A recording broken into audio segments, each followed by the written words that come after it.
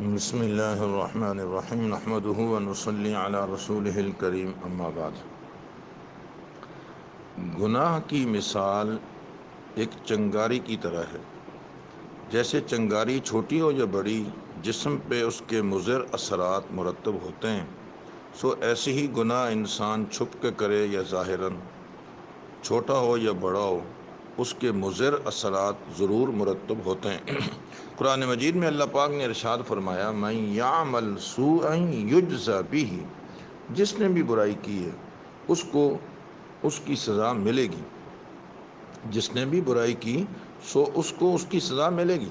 مَن یعمل سوءا یجز بہ، اور ایک جگہ پر ارشاد ہے، انما بغیکم علی انفسکم، تمہاری بغاوت تمہاری اپنی جانوں پر۔ تو جو آدمی گناہوں کا عادی بن جاتا ہے وہ یہ بھول جائے کہ میں مزے لیتا رہوں گا اور مجھے کوئی کچھ نہیں کہے گا، نہ، گناہوں کا وبال ضرور پڑتا ہے، اس میں کسی کو کوئی استثناء حاصل نہیں ہے۔ ہمیں چاہیے کہ اس کے مضر اثرات سے بچیں۔ دیکھیں، ایک آدمی ہاتھ میں برف لے اور بولے ٹھنڈک محسوس نہیں ہو رہی، ہاں، ہاتھ میں آگ لے اور بولے گرمی نہیں ہے، منہ میں جو ہے وہ چینی ڈالے اور بولے مٹھاس نہیں ہے۔ جیسے ان چیزوں کے اثرات ہیں اور یقیناً ہیں، سو ایسے ہی جب کوئی آدمی گناہ کرتا ہے تو اس کے بھی مضر اثرات مرتب ہوتے ہیں، اس سے انکار کی گنجائش نہیں۔ آج کی مجلس میں ہم ان مضر اثرات میں سے چند ایک اثرات آپ کے سامنے عرض کرنا چاہ رہے ہیں، تاکہ اللہ تعالی ہم سب کو ان گناہوں سے محفوظ فرمائے، تاکہ یہ مضر اثرات مرتب ہی نہ ہوں۔ نمبر ایک، گناہوں کی وجہ سے آدمی کا حافظہ کمزور ہو جاتا ہے۔ حضرت امام شافعی رحمہ اللہ نے اپنے استاد امام وکیع سے فرمایا کہ شکوت الی وکیع سوء حفظی، میرا حافظہ بڑا کمزور ہو گیا، فاوصانی الی ترک المعاصی، تو مجھے کیا وصیت کی، گناہوں کو چھوڑ دو، فإن العلم نور من الہ ونور اللہ لا یعطی لعاصی، یہ علم تو اللہ کا ایک نور ہے اور گناہ گاروں کو یہ نور حاصل نہیں ہوتا۔ بالفاظ دیگر، کوئی آدمی اگر یہ چاہے کہ میرے اندر میرا حافظہ اچھا ہو جائے تو اس کو چاہیے کہ وہ گناہوں سے بچے۔ جو جتنے گناہوں میں مبتلا ہوگا تو اس کا حافظہ اتنا ہی کمزور ہوگا۔ یہ بڑے بڑے وظیفے حافظے کے لیے کرنے کی ضرورت نہیں، گناہوں کو چھوڑنے کی ضرورت ہے۔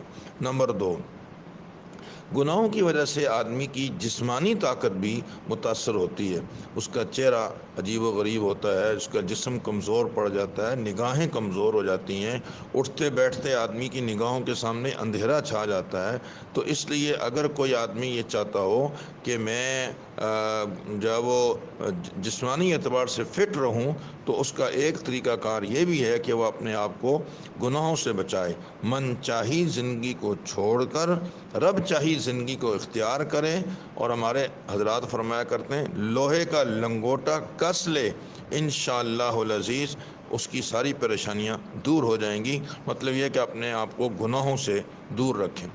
ایک تیسرا برا اثر اس کا یہ ہے کہ گناہ کی نوسط کی وجہ سے آدمی کی عزت بھی لٹ جاتی ہے اور وہ ذلت اس کا مقدر بن کر رہ جاتی ہے، اور العیاذ باللہ ثم العیاذ باللہ، عورتوں کے سروں سے دوپٹے اتر جایا کرتے ہیں اور مردوں کے سروں سے پگڑیاں اچھل جایا کرتی ہیں، بلکہ سر پہ ہمارے حضرت فرمایا کرتے ہیں جوتے بھی پڑتے ہیں۔ خواہ کوئی آدمی کتنے ہی کامیاب طریقے سے چھپ چھپ کر گناہ کیوں نہ کرے، اس کے برے اثرات مرتب ہوئے بغیر رہ نہیں سکتے۔ بلکہ اس کو میں نمبر 4 پہ بیان کرنا چاہ رہا ہوں کہ ایک چوتھا مضر اثر گناہ کا یہ پڑتا ہے کہ اس کا منفی اثر انسان کے اپنے گھر پہ پڑ جاتا ہے۔ قرآن مجید میں ہے، وَلَا يَحِيقُ الْمَكْرُ السَّيِّئُ إِلَّا بِأَهْلِهِ، برائی کا جب وہ الٹا اثر انسان کے اپنے اہل و عیال پر مرتب ہوتا ہے، یہ سمجھو کہ ایک قسم کا قرض ہے جو انسان کو اتارنا پڑتا ہے۔ بڑی مشہور بات ہے، قصہ ہے کہ ایک جب وہ سنار تھا، اس کی بیوی انتہائی خوبصورت اور خوبصیرت تھی۔ ایک دن جب وہ سنار گھر واپس آیا، دیکھا کہ بیوی رو رہی ہے، پوچھا کہ کیوں رو رہی ہو؟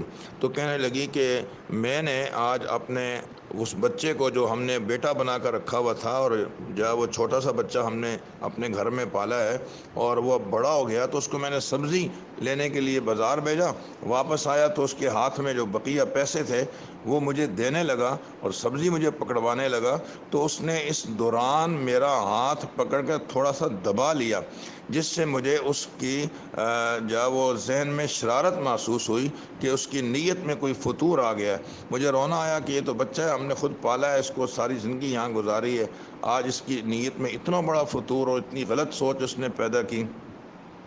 تو اتنے میں وہ سنار خود بھی رونے لگا۔ بیوی نے پوچھا تم کیوں رو رہے ہو؟